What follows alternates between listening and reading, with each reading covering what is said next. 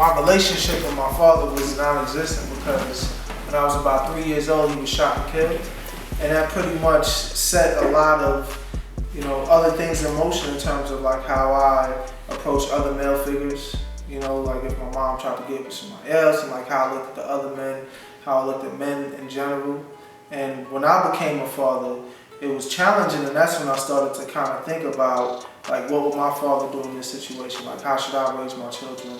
And knowing that he died at such a young age, when I was approaching that age, naturally I was thinking that I was gonna get picked off too, especially living and growing up in places like certain neighborhoods, rough neighborhoods in New York City. So yeah, man, fatherhood's been a challenge because of that, not having a model, to look after. And there's no books, that say, hey, look, this is how you be a good father. This is the things you want not to do. And yeah, like I said, my mom had to work 3 jobs, so she was never there to be, a nurturer in a space and place of like physically being here for me. So I had to raise myself essentially, and when I became a father at a young age, I didn't know what to do.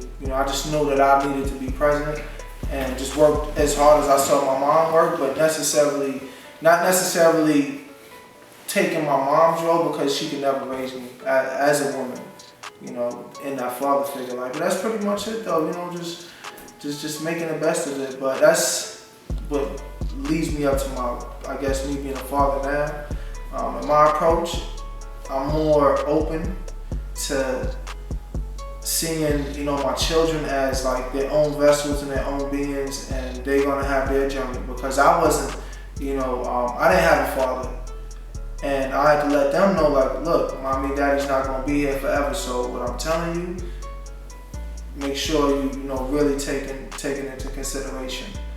I don't beat my children like my mom beat me. I find other ways to channel my children's angers and emotions via meditation and tapping and so these parenting techniques I kind of picked up, but I had to understand that my children were like vessels unto themselves. And I'm grateful that I've been with my wife for 16 years. My eldest daughter is 15 now, so I'm teaching her how to drive. My youngest is 7. So I've been doing it for a while, you get what I'm saying? So it's almost like second nature, but it's this part that nobody sees. Everybody sees the outside and what we're doing on the outside, but the children are the ones that take the biggest sacrifice, and that's the most important thing to me, just being a father and a husband to my family. Well, I guess I can jump in the same pool. I didn't have a really good relationship with my father because he was deceased for the most part. And my mother too, so I kind of grew up with my grandparents, and I'm happy I did. Even though growing up during like 2004, 2003, 2005, that era, my grandparents was old. They were super old, and I guess now, like being 30, I can kind of understand where it was coming from. I still would have did some things different. I got a good platform. Like when people ask me, about a man and how I was raised, I really say it took 3 men to raise me. My grandfather showed me how to work hard. He was a workhorse. That's all. That's what his generation did. They worked hard. So I understand how to work hard. My uncle, my auntie married him, and during the time period I was growing up, it was what was supposed to happen because he got me out of being shy, understanding how to communicate with people, understanding how to blend into certain situations. And then my mentor came on later on in life and just really showed me how to do paperwork, just everything paperwork, learning how to work as a man throughout the system. So it took 3 different men to help me composite who I am today. By knowing that it took a while and it took different people, with my little girl, like I went to the Army and I just felt like I was going to be a killing machine for her, lean, mean, green, and I was just a man beast. And me and one of my friends was actually talking about this, and he was like, when you have a little girl, you can't be the man beast anymore. You're just a man. You're just a man. You're not you can't be as full throttle as you used to be because you have a girl, and as soon as it set in, and I mean, if you're a thinking man, as soon as it set in, it's like, all right, I can't really do this no more, and I gotta figure out how to change this, and I just with a girl, it's just really expanded my mind on, you know, just the forethought of all my actions. Like, I can't just be, oh, I'm gonna do this, I deal with it later, I'm grown, whatever. I have to, it's more to being grown now as a dad. Now it's more of a, okay, I'm grown, you're a child. I have to push this in such a way that, you know, I can get my point across to you and you can understand my point. So it's just, I don't know, it's a different level of communication. You can't communicate with a child the same way you communicate with adults, even though I see adults talking to children like they're adults. But you have to expand your mind and like, okay, how can I be of service to you? How can I help you get to the place where you need to be, or somewhat so where you can get to a place? Like my grandparents, they wasn't perfect. It was a lot of things that they did that was just, it wasn't for what was going on at that time period. But I'm alive and I made it. So that was my most important thing. They set me up enough where I was smart enough to realize, okay, these are the things that I have to change. So dealing with my child is, it's a work in progress. It's something new, and it's something that I'm not trying to take the standards from old and just adopt all the way onto her. Some of the stuff worked then, but some of it doesn't work now. So I'm just, as a dad in this era, just trying to keep my mind open to the point where, you know, I can help her, challenge her, and still not be as a friend, but be as an advisor, somebody that's not gonna, you know, prejudge off the rip. So just like these two brothers, man, I didn't have my father growing up. We moved down here from Ohio when I was 4. For whatever reason, I still don't know the story. He decided to stay. He decided to stay up there. With me, the rest of my immediate family moved down here, and you know, we really didn't talk. I probably talked to him, I know for a fact, when I was 10. Another time when I was like 6. And then a couple times when I got older. But at that point, man, you know, I'm a man, like, so it's just kind of just hard for me to develop a relationship with her. Even though I wanted to. But last time I saw him a few years ago, him and my mother both went into the Hall of Fame at their high school up in Ohio. So we all go up there. So, you know, it's just like an honor to see both of your parents go in to a Hall of Fame for track and field. They were real good athletes. They both went in there at the same time, and something just kind of told me, just like, you know. So I acknowledged him and my mother at the same time when I was up there, just trying to break the ice. You know, we started talking more, and then of course it just stopped again. So at this point, it's like, you know how I feel about you, I love you, but it's been so much disconnect that it's just hard to keep it going with just how long it's been, questions I have, but it just really doesn't affect me in the point where I just want to just be blowing his phone up to be like, you know, what happened, what's up, why didn't you come? Because at this point, I'm just like, man, you know, like you said, I had my uncle and my grandfather, and that's what I saw. So that's who I, you know, try to be like. So I was good, because, you know, my uncle he was like 10 years older than me, so it was like a brother, uncle, best friend.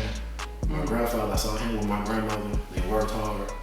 So I just felt like I was good. You know, I have no ill will toward my father whatsoever. I still text him when I can.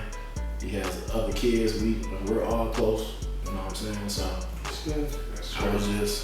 I'm content with us communicating 2 or 3 times a year. Right. At least it's something, rather than just being nothing. You know what I'm saying? Because I don't have any ill will for him. All right, so taking that to the way I father, complete opposite of you. You've been in it for a while. I have 2 kids. My daughter will be 3 in December. My son will be 1 next month. Nice. So I'm just into it.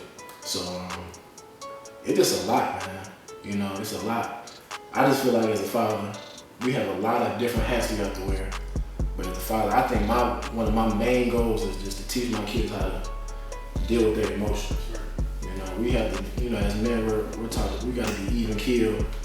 You know, sometimes our women might be a little over the top. We have to be the ones to calm the situation down, just because it's just us. Like, as black men, if we came out here and reacted off of everything everyone would be in jail or dead.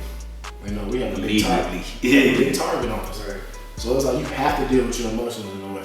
You gotta protect yourself, protect your family, but some shit you just gotta let it go. So that's the type of the things that I'm instilling into my children. Even at a young age, you know, I talk to my daughter, she get mad, she start throwing stuff because she can't work the phone right or toys right.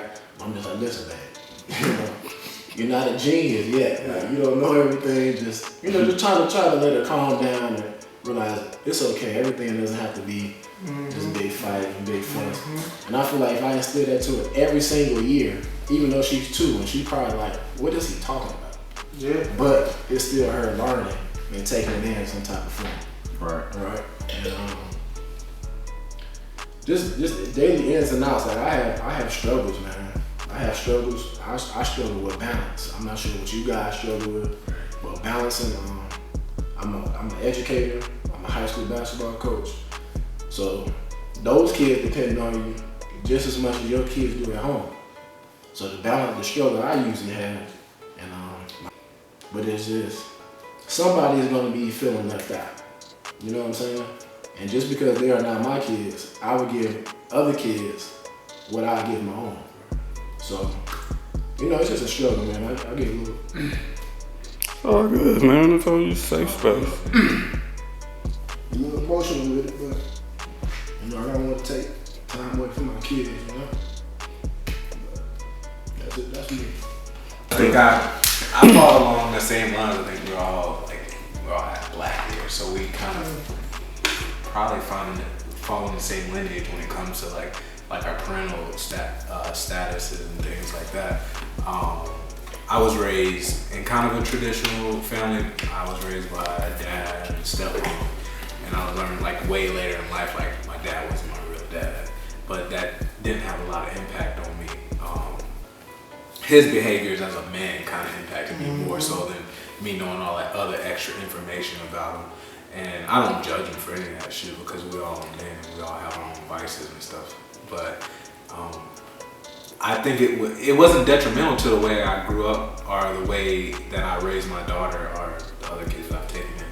I just looked at it as like, this is a way to parent, this is a way to be a man. And I'll take the little things that he does that are good and the things that I don't think are necessarily good, I won't use those.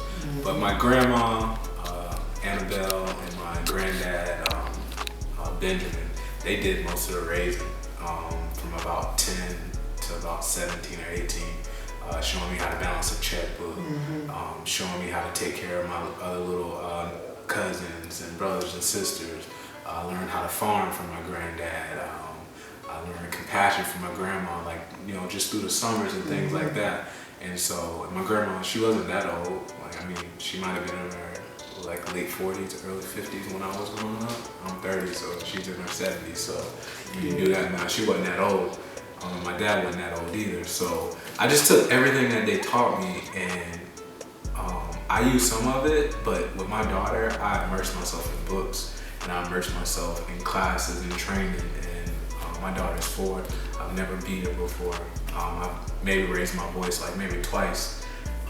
And I mean, she's amazing. I'm not just saying that because she's my little girl. And I don't have her full time. My mom's an educator. So her mom does a lot of the groundwork, right? And I get her, you know, every couple weeks in the month. But when I get her for that week or so, I'm like, wow, your mom's really doing a great job with you. And that was because like I picked her. Like I picked her mom to do this with, right? I didn't know, we can't tell the future. We don't know if we're gonna be with that person long term or short term. So I picked somebody who I knew I could get along with at least. And so the parenting, I think the co-parenting term, I really don't like using it, but we co-parent and it's amazing. It's like nothing you could ever imagine because like once you take away from the relationship aspect of it and you're just raising a little person, like all the ego and all that stuff gets thrown out the window. and it's been a great experience for me. And the only shortfalls has been really me. Like my lack of integrity, my lack of holding my end of the bargain. Like those things have been the only parts that have been like hurtful to me and my daughter's relationship, or me and her mother's relationship. And so I think like me taking accountability, like yo, I need to grow up as a man. I need to take that 3-hour trip up there and get my daughter and bring her back. I need to make that flight up there and get her to come back and do the things that I know I have to, because like my little girls need their daddies. Little black girls need their daddies. And so and I learned that from my dad and from my grandma. Like my dad had a bunch of kids, a bunch of baby mamas. But he took care of all of us. My dad had 9 kids. My real mom had 8 kids. And they took care of all their kids, every one of them. And so I'm just like, if they could do it in a system like this, why the fuck aren't we able to do it? And we living in a better time than most of them. And I think we might be a little older than us, but we're living in a much better time than our parents are. And so I just think if black men aren't stepping up to be fathers, it's because they ain't worth shit. Yeah. I mean, but I learned through y'all. I just learned something, just sitting here. I just learned through father. Yeah. I just listen. You listen and you read. Fatherhood should be a breeze. It really should be a breeze. It's gonna come with struggles and all that time, especially when you're not with the mother. But if you learn from these exchanges, it should be good. Absolutely.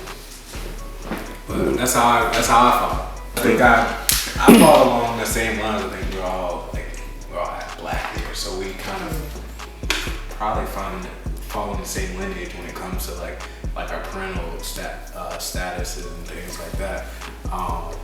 I was raised in kind of a traditional family. I was raised by a dad and stepmom, and I learned like way later in life, like my dad wasn't my real dad, but that didn't have a lot of impact on me. His behaviors as a man kind of impacted me more so than me knowing all that other extra information about him. And I don't judge him for any of that shit, because we all men and we all have our own vices and stuff. But I think it wasn't detrimental to the way I grew up or the way that I raised my daughter or the other kids that I've taken in. I just looked at it as like, this is a way to parent, this is a way to be a man, and I'll take the little things that he does that are good and the things that I don't think are necessarily good, I won't use those. But my grandma, Annabelle, and my granddad, Benjamin, they did most of the raising from about 10 to about 17 or 18. Showing me how to balance a checkbook, showing me how to take care of my other little cousins and brothers and sisters. I learned how to farm from my granddad. I learned compassion from my grandma, like, just through the summers and things like that. And so my grandma, she wasn't that old. Like, I mean, she might have been in her like late 40s, early 50s when I was growing up. I'm 30, so she's in her 70s. So you do that now. She wasn't that old. My dad wasn't that old either. So I just took everything that they taught me, and I used some of it, but with my daughter, I immersed myself in books, and I immersed myself in classes and training. And my daughter's 4. I've never beat her before. I've maybe raised my voice like maybe twice. And I mean, she's amazing. I'm not just saying that because she's my little girl. And I don't have her full time. My mom's an educator, so her mom does a lot of the groundwork, right? And I get her, every couple weeks in the month. But when I get her for that week or so, I'm like, wow, your mom's really doing a great job with you. And that was because like I picked her mom to do this with, right? We can't tell the future. We don't know if we're gonna be with that person long term or short term. So I picked somebody who I knew I could get along with at least. And so the parenting, I think the co-parenting term, I really don't like using it, but we co-parent, and it's amazing. It's like nothing you could ever imagine, because like once you take away from the relationship aspect of it and you're just raising a little person, like all the ego and all that stuff gets thrown out the window. And it's been a great experience for me. And the only shortfalls has been really me. Like my lack of integrity, my lack of holding my end of the bargain, like those things have been the only parts that have been like hurtful to me and my daughter's relationship, or me and her mother's relationship. And so I think like me taking accountability, like yo, I need to grow up as a man. I need to take that 3-hour trip up there and get my daughter and come back. I need to make that flight up there and get her to come back and do the things that that I know I have to, because like my little girls need their daddies. Little black girls need their daddies. And so and I learned that from my dad and from my grandma. Like my dad had a bunch of kids, a bunch of baby mamas. But he took care of all of us. My dad had 9 kids. My mom, my real mom, had 8 kids. And they took care of all their kids, every one of them. And so I'm just like, if they could do it in a system like this, why the fuck aren't we able to do it? And we living in a better time than most of, and I think we might be a little older than us, but we're living in a much better time than our parents are. And so I just think if black men aren't stepping up to be fathers, it's because they ain't worth shit. Yeah. I mean, but I learned through y'all. I just learned something, just sitting here. I just learned through fathers. Yeah. I just listen. You listen and you read. Fatherhood should be a breeze. It really should be a breeze. It's gonna come with struggles and all that time, especially when you're not with the mother. But if you learn from these exchanges, you should be good. But that's how I thought. I think I follow along the same lines. I think we're all black here, so we kind of probably following the same lineage when it comes to like our parental statuses and things like that.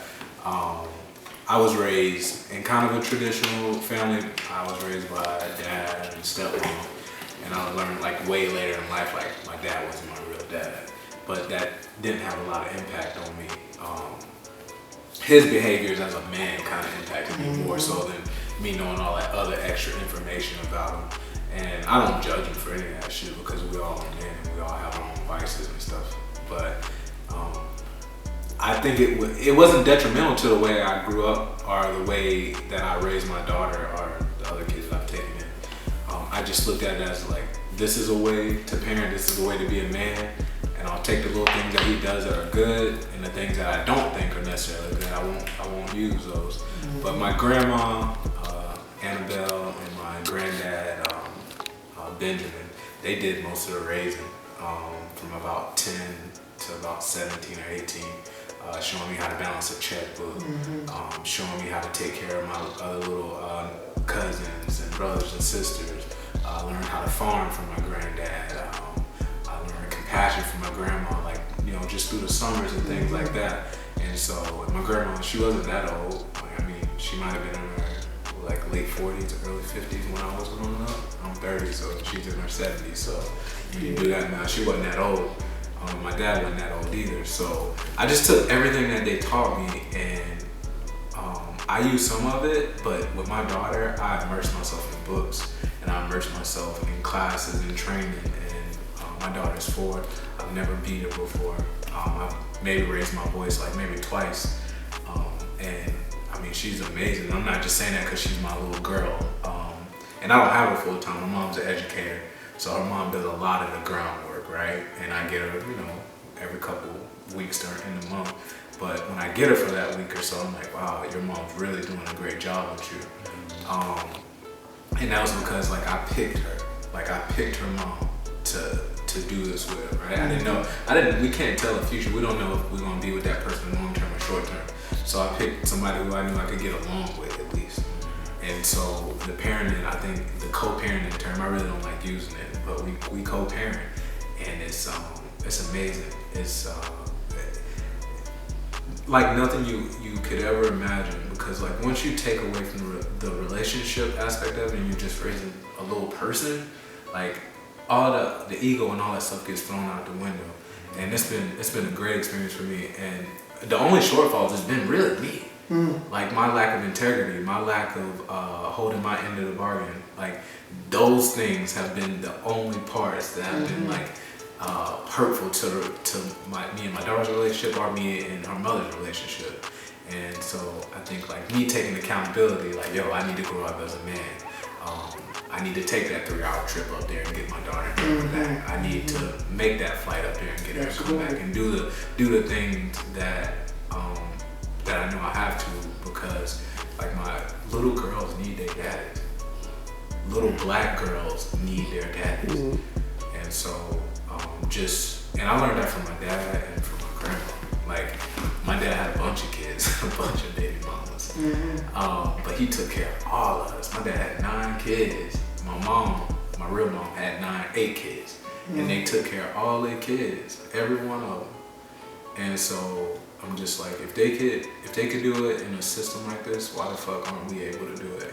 And we live in a better time than most of them. And I think we might be a little older than us, but we're living in a much better time than our parents are. And so I just think if black men aren't stepping up to be fathers, it's because they ain't worth shit. But I learned through y'all. I just learned something, just sitting here. I just learned through fathers. I just listen. You listen and you read. Fatherhood should be a breeze. It really should be a breeze. It's gonna come with struggles and all that time, especially when you're not with the mother. But if you learn from these exchanges, you should be good. But that's how I thought. So I actually grew up with my father, and it was in the beginning, like I say, before we moved to Atlanta, we had a pretty good relationship. There was some stuff, that did take place when I was younger that made me think, like, now that I'm older, like, you probably shouldn't have handled that situation in a way. But with my pops, man, it took me now to get older to kind of understand why he was the way he was.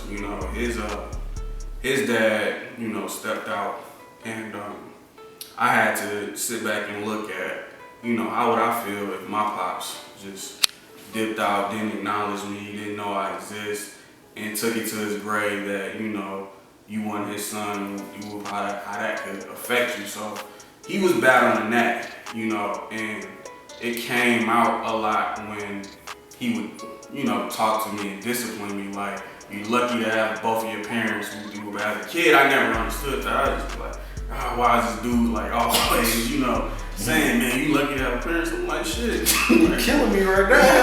What am I supposed to killing me right now? But one thing, man, I always felt growing up, I never felt embraced by my dad.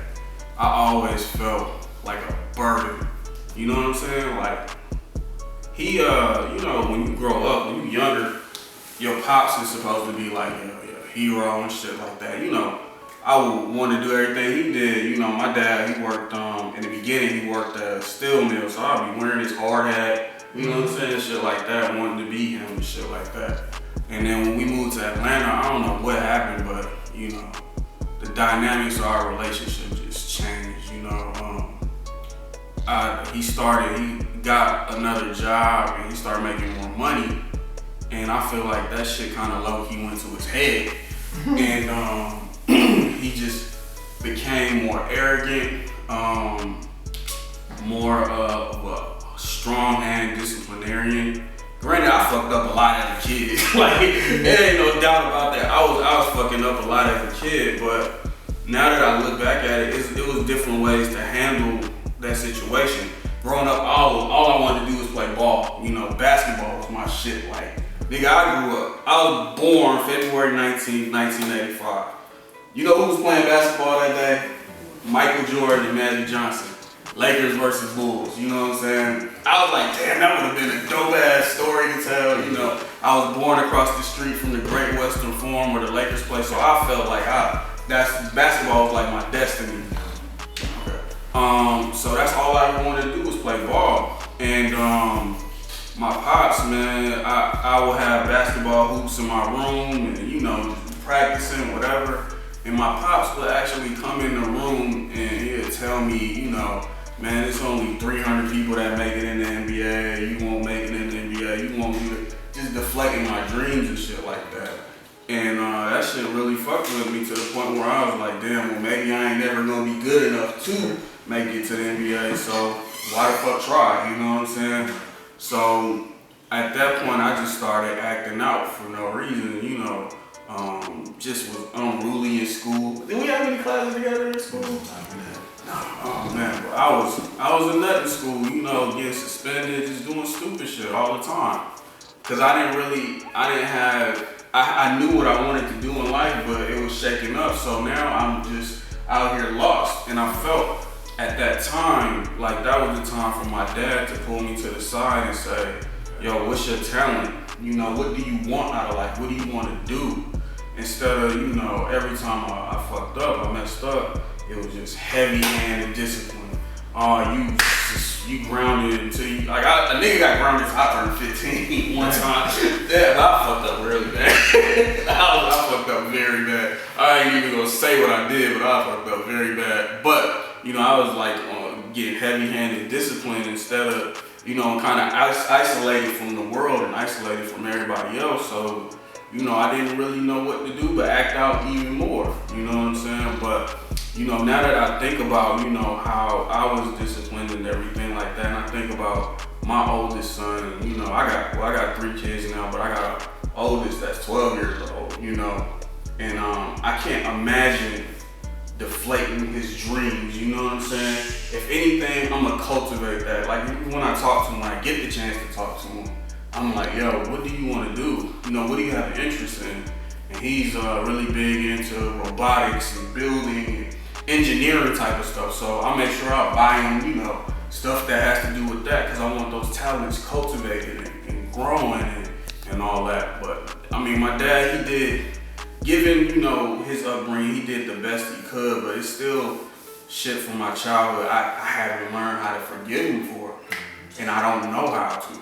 And I want to, but it's just something in me that's just like, it's not for me to acknowledge that. It's for him to come to me and say, man, I'm sorry I did this to you. I'm sorry you feel this way.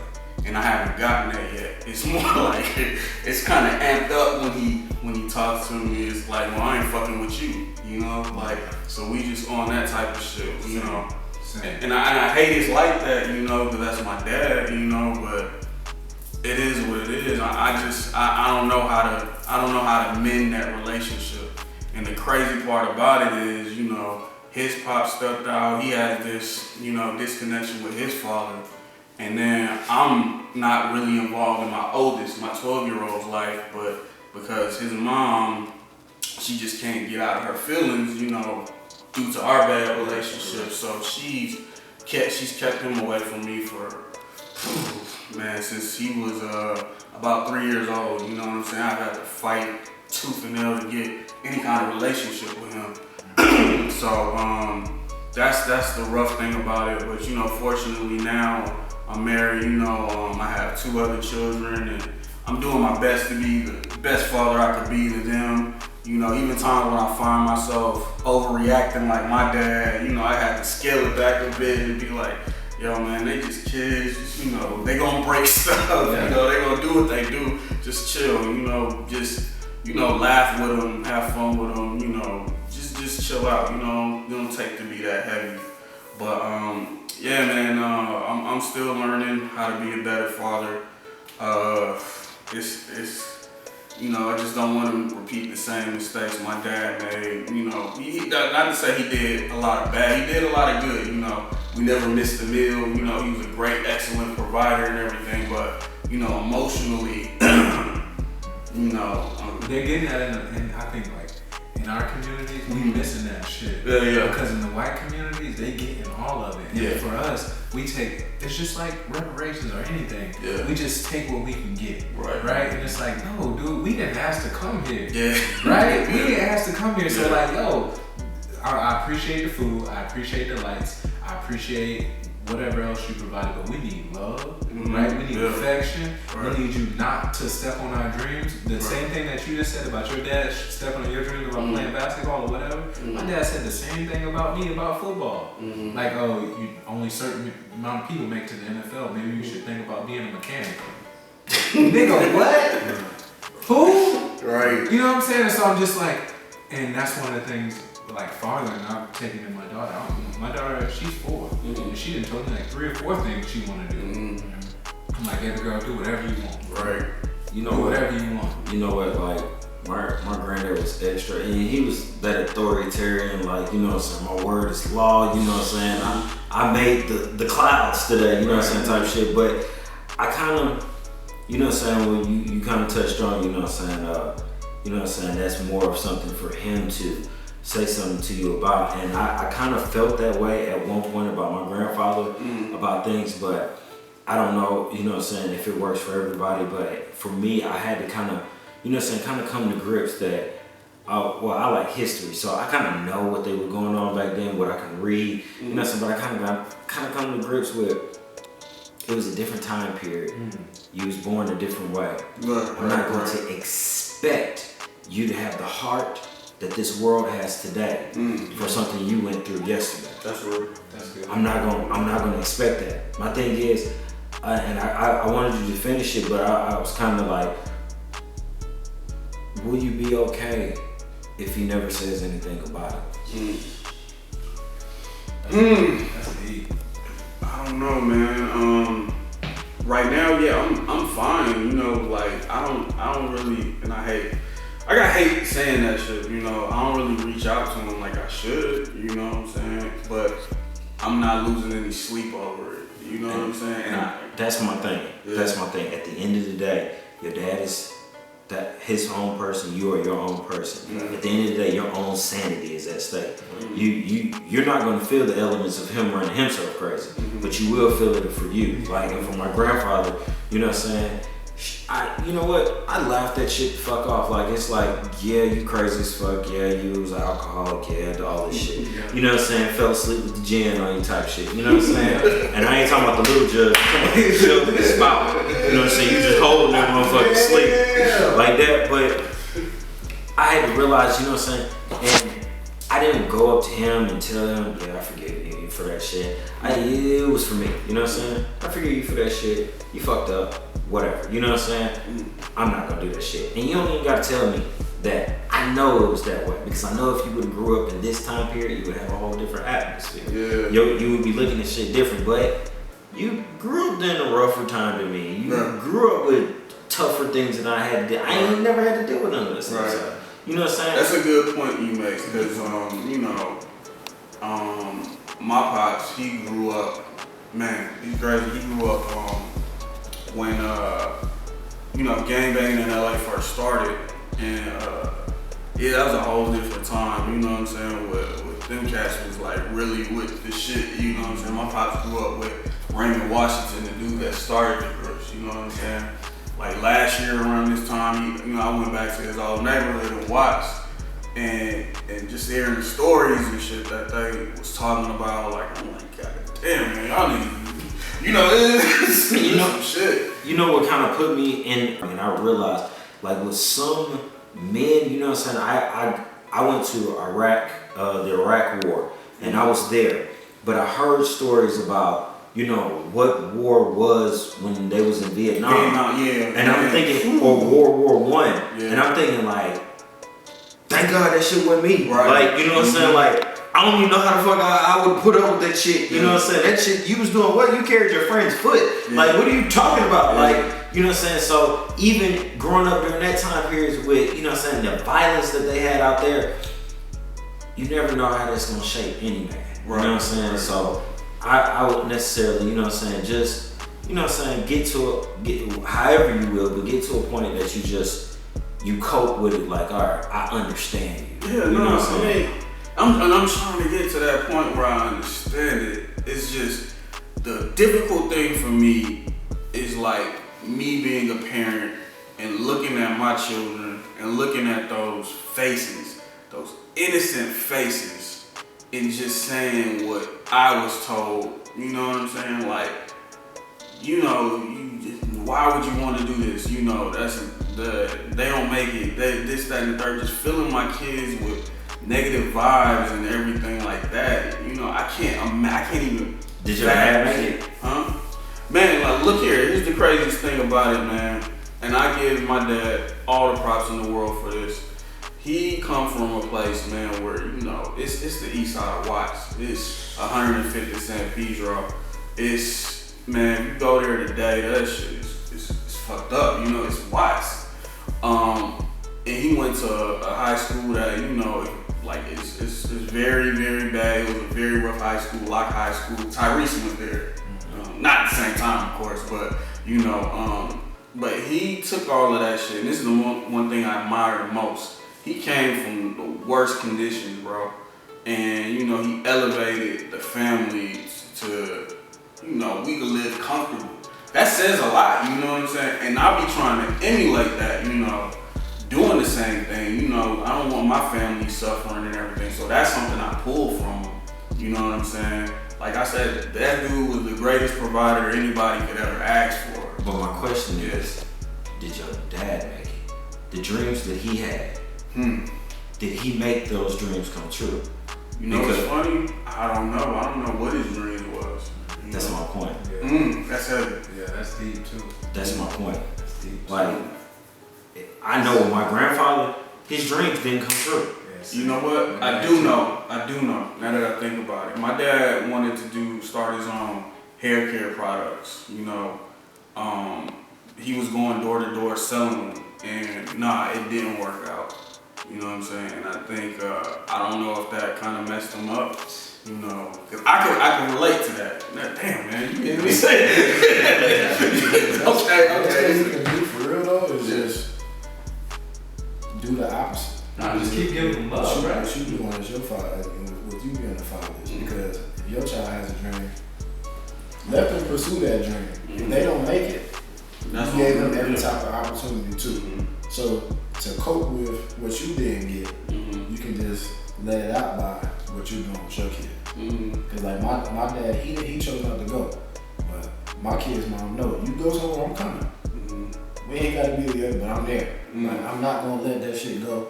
Cause that's the only thing with me. Why didn't you come? Why didn't you fight? You know what I'm saying? So with me, to even answer that own question for him and to not fool it away, if I got a job in Texas. All right, cool. Let me start looking for some jobs in Texas. Stop the curse. You see what I'm saying? Yeah. That's where my kids is going. So that's where I'm going. We ain't got to be together, but it ain't gonna take me 15, 16 hour drive to see my kids. Right. It's gonna be a goddamn 30 minutes. Yeah. You know what I'm saying? That's all. He could have just came down here and been living, making, but you there. That show that you care. You see what I'm saying? Yeah. It's just you just doing opposite of what your dad did. It's a way that if you put that in your mindset, it's a way to deal with what you didn't get. You see what I'm saying? Instead of wondering when's he gonna pick up the phone. We don't got to. I'm gonna let you see what I'm doing. You know what I'm saying? So as you as a father, you looking at what your son is doing. That could be something that make him reach out and say, "Damn, I see what you're doing. Maybe I didn't give that to you as a child." You know what I'm saying? It's heavy you say that because to be honest, that's all I want. Yeah. You know, fuck all this crime shit, nigga. You real? Alright. Nah, but for real, nah. That's all I want at the end of the day is just be like, yeah, you know, I'm proud of you. You know, that would make me feel a lot better. You know what I'm saying? Like to know, hey man, you know, I'm proud of my son instead of, you know, making me feel like I'm a screw up because I didn't do exactly what you saw from me. I can't, like it's like with my children, I want them to be a certain way, but I know that this is their journey, this is their plight. Only thing I can do is just see what their talent is, see what they want to do, and just help cultivate them skills. You know, if it's nothing, as long as it's not anything physically harming anybody or harming the community, like, man, get behind that, rally behind that. But, you know, that's all I just wanted just to hear, you know. And not just my pops, just my mom as well. Just, I'm proud of my son. Shit, I'm not in jail, you know, I'm not on drugs, I'm not doing anything counterproductive out here in these streets. Let's be thankful for that. Yeah, I'm not a multi-billionaire, you know, but I think I'm still a good guy. You know what I'm saying? Like, I try to have, you know, it's crazy. Like, you know, I sit on a board, county board. I'm a Atlanta area leader for a nationwide nonprofit. And the reason I said those things to you because, you know what I'm saying, I just want you to be okay with not hearing it. You know what I'm saying? Like my grandfather, he told me, you know what I'm saying? Like I was like, you know what I'm saying, I could use the analogy. I've never been to jail, never this, never that, you know what I'm saying? That's what you're supposed to do. Mm-hmm. And it's not anything else. Like anything else? No, that's what you're supposed to do. Right. See the game? Alright. Yeah, I saw it, you know what I'm saying? But it's okay. I'm at a place where I'm like, that's what you're supposed to do. Good job. Mm-hmm. That's what I heard. Mm-hmm. That's what you're supposed to do. If that's what I'm supposed to be doing, and I'm doing it, you good with that? I'm good. You know what I'm saying? I understand. My grandfather grew up in Baton Rouge, Louisiana, and it was just anything like, you know those stories of like, I had to climb a hill. like this is my grandfather. He'll be like, I had to take the collars off my shirt, reverse them, sew them back on the shirt just to have it for the rest of the week. And I'm sitting there like, I ain't even got no collars on my shirt. I wear a crew neck. Like, why are we even talking about this right now? You know what I'm saying? But that's what he kept trying to force, how hard it was. And the time that I really listened to it, I was like, damn, that was hard. You can't even see past that. You can't even see past that. You can't see nothing else past that. I'm glad that he's on the computer nowadays. He loves Facebook, but you know what I'm saying? Certain stuff, old people. Oh, he's still alive? Yeah. Mean people don't die. That's a fact. Oh, that's another one. That might be another one of our low points from last week. But I go with it. Honestly, growing up, I was the kid. I had every pair of Jordans, or any star player, all the clothes, top name brands. Every holiday, birthday, I was getting boxes like this big, full of everything. Shoot, stuff y'all see me wearing coming up and everything. This fool got all the jerseys. This guy got everything.